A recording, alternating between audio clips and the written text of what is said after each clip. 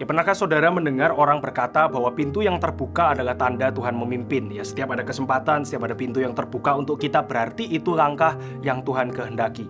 Tapi di dalam hidup seorang nabi bernama Yunus, banyak pintu yang terbuka yang bukan pimpinan Tuhan. Saya akan membacakan Yunus pasal pertama ayat 1-3.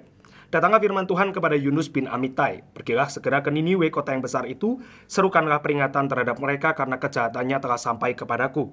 Tetapi Yunus bersiap untuk melarikan diri ke Tarsis, jauh dari hadapan Tuhan. Ia pergi ke Yafo dan mendapati di sana sebuah kapal yang akan berangkat ke Tarsis. Dia membayar biaya perjalanannya, lalu naik kapal itu untuk berlayar bersama mereka ke Tarsis, jauh dari hadapan Tuhan.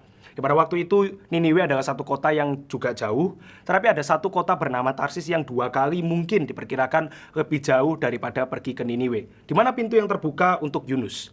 Ya, tiba-tiba Yunus secara impulsif ketika dia mau lari dari hadapan Tuhan, dia pergi ke satu tempat yaitu Yafo. Di sana adalah sebuah kota pelabuhan, di sana ada banyak kapal, tetapi para ahli menafsirkan kemungkinan kecil atau kebetulan yang kecil sekali, tiba-tiba ada kapal yang pergi ke Tarsis, tempat yang paling jauh bisa dicapai dari pelabuhan tersebut. Diperkirakan oleh para penafsir mungkin 2 kali lebih jauhnya daripada Niniwe. Sehingga saya mengatakan bahwa ini adalah tanda bahwa sebetulnya ketika Yunus sampai ke sana, ya banyak kesempatan terbuka. Banyak pintu yang terbuka untuk Yunus.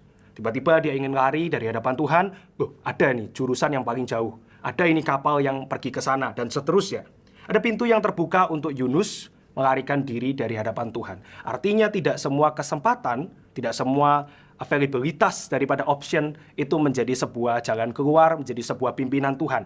Nah, kita seringkali tidak hati-hati ketika kita melihat sebuah kesempatan, ketika kita melihat sebuah pintu yang terbuka, kita langsung cepat-cepat ini yang Tuhan mau.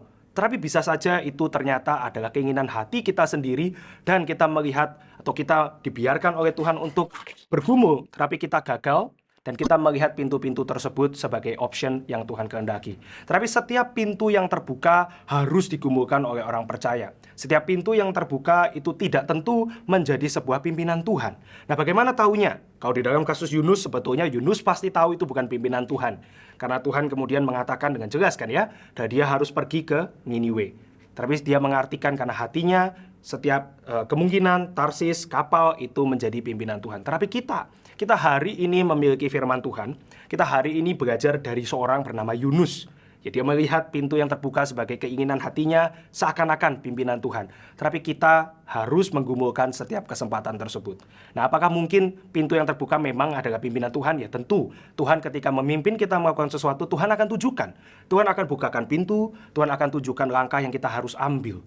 Kalau begitu, bagaimana tipsnya? Bagaimana langkahnya? Maka firman Tuhan itu harus terus menjadi pedoman hidup kita.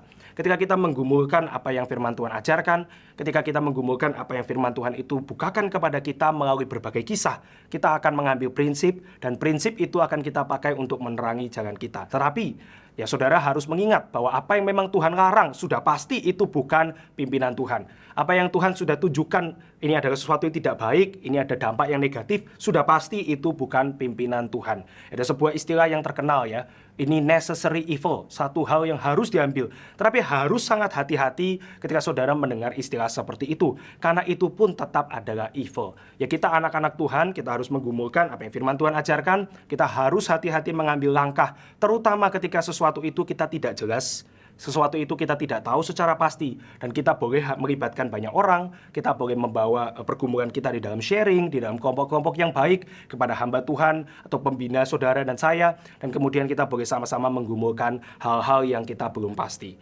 Tetapi dasarnya Tuhan sudah berikan di dalam firman Tuhan, maka kita harus mengambil Alkitab kita, dan kemudian kita membacanya, menggumulkannya, men-sharingkannya, dan bersama-sama kita belajar dari firman Tuhan. Kiranya ini memberkati saudara semua.